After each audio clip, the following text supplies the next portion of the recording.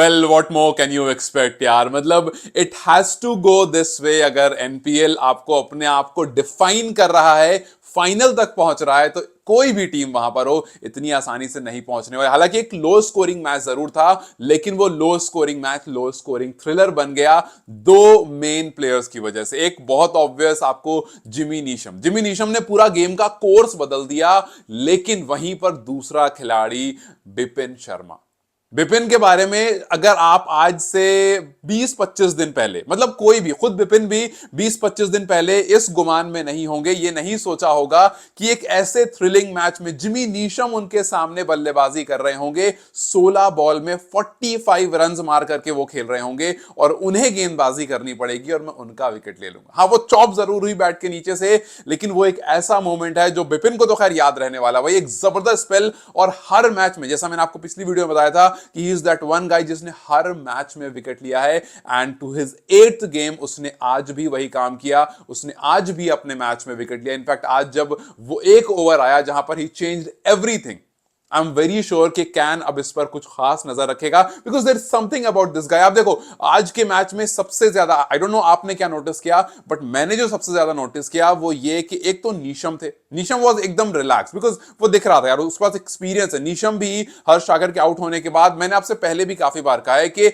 Neesham is that one guy जिनके दूसरे and पर उनको एक खिलाड़ी चाहिए जो सिर्फ स्ट्राइक रोटेट करके उनको देता रहे। अगर आपने नोटिस किया होगा, हर्ष सागर के आउट होने के बाद ही was saying just one thing to the partner जो उनके साथ खड़े थे, चाहे वो हर्ष सागर हो या कोई भी, कि रिलैक्स, डोंट वरी, बस अपना स्ट्राइक रोटेट करो, रेस्ट मैं देख लूंगा। आई नो कि बात नहीं आ रही थी वहां पर, आवाज नहीं आ रही थी, लेकिन इट वाज वेरी क्लियर जब उन्होंने कहा कि यू टेक केयर, सिंगल लो, डबल लो, कोई इशू नहीं है, will take care of it. अब देखो, इतना एक्सपीरियंस था, और वहां से वो जिस तरह से गेम एक पॉइंट पर हर ओवर में कुछ 9 रन चाहिए थे, 9 9.5 के आसपास पहुंच गया था रिक्वायर्ड, उसको नीशम सीधा खींचकर 6 के आसपास ले आए। एंड दिस शोज कि वो बंदा जिसने 15-16 बॉल खेली, वो कैसे पूरा गेम बदल सकता है। एक कैच जरूर छूटा था बाउंड्री लाइन पर, वो कैच था, वो ले लेना था। आई थिंक देव कनाल वहां पर थे, वो कोशिश उन्होंने जरूर करी, बट वो काफी नहीं थी वो कोशिश, और उनके हाथ से वो कैच निकल गया। लेकिन वहीं पर समझ में आ गया कि भाई मैच जो है वो खराब होने वाला है।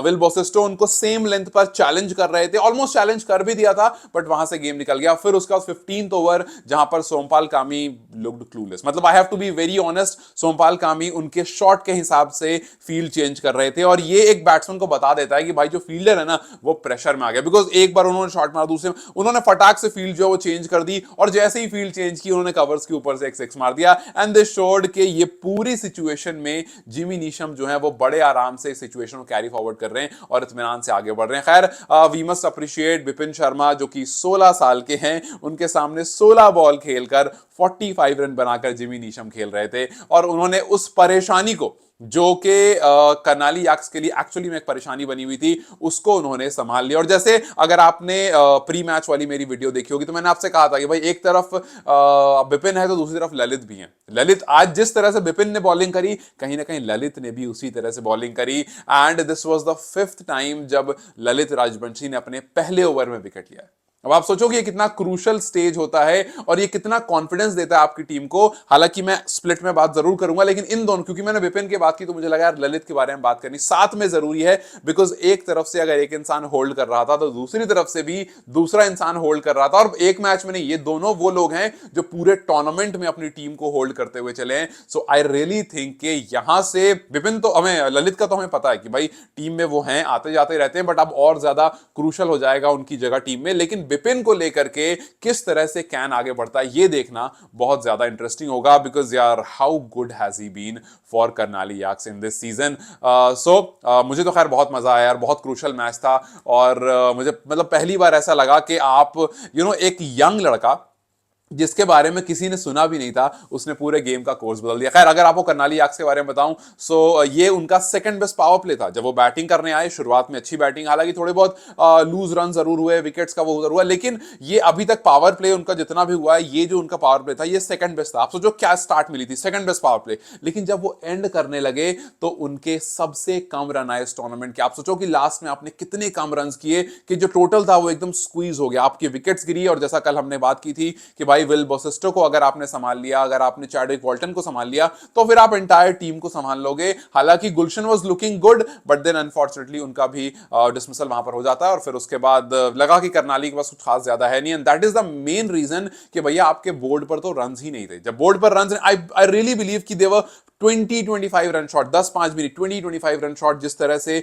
पूरा कोर्स स्टार्ट हुआ था। और शायद यही रीजन है कि लास्ट के 5 ओवर में करनाली जो सिर्फ 19 रन बना पाया, उस वजह से ये पूरा गेम करनाली से दूर चला गया। हालांकि उनके बॉलर्स ने अच्छी बॉलिंग की, शुरू में विकेट दिला दी, लेकिन आपको पता है यार सामने वाली टीम में नीशम जैसा बंदा है ना, तो वो गेम को कहीं ना कहीं पलट देगा। 9-10 तक, अगर 10 से ऊपर होता तो मैं कहता कि हो सकता है नीशम थोड़ा सा और थोड़ा सा और रिस्क लेने जाएंगे और वहां अपनी विकेट खो सकते हैं, लेकिन 10 से नीचे नीशम काफी बार इस काम को कर चुके, और इसी चीज के लिए उनको लाया भी गया था। A lot of people gets paid a lot good, और वो इसी वजह से, because you play this way, आपका ये एक्स फैक्टर है, और इसी एक्स फैक्टर को अब नेपाल के प्लेयर्स को अपने अंदर लाना है।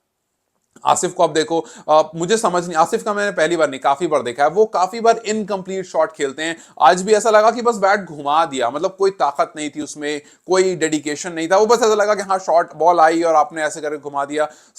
मेरे हिसाब से वो काफी खराब शॉट था एक्चुअली, और ये पूरा टूर्नामेंट आसिफ का मतलब जाया हो गया पूरा टूर्नामेंट, बिकॉज आपने कुछ भी नहीं करा, आपको आज मौका मिला। हालांकि आज मुझे समझ भी नहीं आया कि आपने ओपनिंग पेयर क्यों चेंज कर दिया, भाई इतना क्रूशल मैच है, लहरू वाज डूइंग प्रीटी गुड, और आपको मौका देना, मतलब आप ये नहीं कह सकते ना लहरू वन डाउन ही अच्छा खेल रहे हैं, अनिल नहीं, अनिल चले गए, आपने पहले डिसीजन लिया, बट एक मैच में आपने फिर डिसीजन चेंज करा।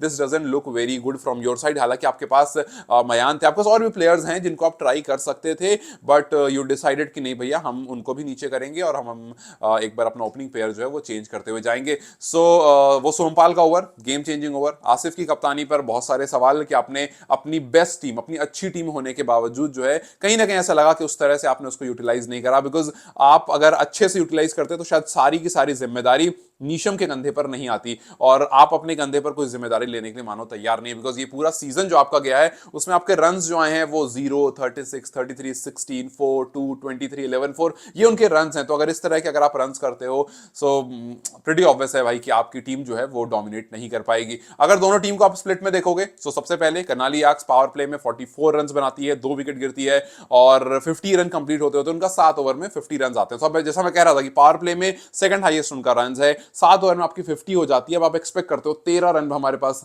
13 ओवर बच रहे हैं हमारे पास, we can take it big, we can take it huge, लेकिन यू जस्ट कांट, क्योंकि ड्रिंक्स होते होते तक कुछ 64 रन आ चुके थे 4 विकेट के लॉस पर, वहां से आपको थोड़ा सा मैच रोकना था, और फिर उसके बाद 140 तक के आसपास आपको कंप्लीट करना था। अगर आप 140 तक जाते तो शायद ये गेम का रिजल्ट जो है वो कुछ और होता। लास्ट में वो जो रन कम आए उसने कहीं ना कहीं आपकी गेम को पूरी तरह से खराब कर दिया। वहीं जब आप जनकपुर बोल्ट की तरफ देखोगे, they didn't get a good start, उनके पावर प्लेज में सिर्फ और सिर्फ 26 रन से 3 विकेट उनकी गिर चुकी थी, बट उसके बाद जनकपुर ने थोड़ा सा कंट्रोल करा, विकेट होल्ड करने की कोशिश की, बिकॉज पावर प्ले के बाद 10 ओवर पहुंचते पहुंचते रन थोड़े से बड़े 41 रन तक पहुंचे वो, लेकिन विकेट सिर्फ एक गिरी।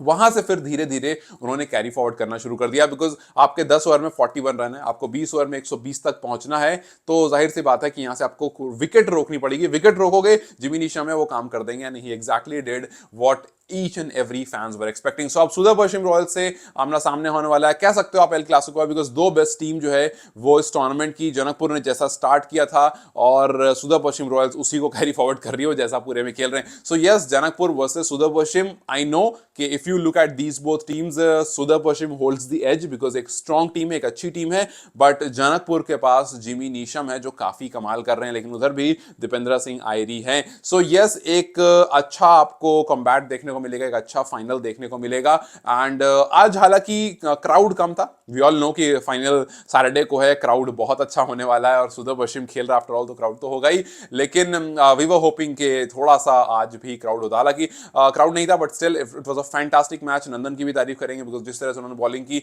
वो काफी एक्स्ट्राऑर्डिनरी था, एंड वी आर होपिंग कि हम कुछ प्लेयर्स को नेपाल नेशनल टीम से भी खेलते हुए देखेंगे, बिकॉज एनपीएल में बहुत सारे प्लेयर्स हमारे सामने आए हैं। छोटी मोटी गलतियां हुई, कुछ रनआउट्स को लेकर, कुछ कैच ड्रॉप को लेकर के, वो पीछे चार्विक का कैच ड्रॉप होना, ये सब चीजें इन प्रेशर मैचेस में होती है, लेकिन यस, आप कुछ भी कहो, कहीं ना कहीं it was Neesham who was the difference. ना ही जनकपुर ने बहुत अच्छा खेला, ना ही करनाली ने बहुत अच्छा खेला, it was Jimmy Neesham who was the actual difference in the entire match. और जिस वजह से जनकपुर बुल्स जो है इस मैच को जीत करके लेकर चला गया। शेरमला ने चौका लगाया और फिर वहां से मैच जो है वो खत्म हो गया। खैर, how excited are you for the finals, और आपकी फाइनल के लिए क्या प्रेडिक्शन है? Do let me know the comment section. Till then you guys take care, I will see you very soon.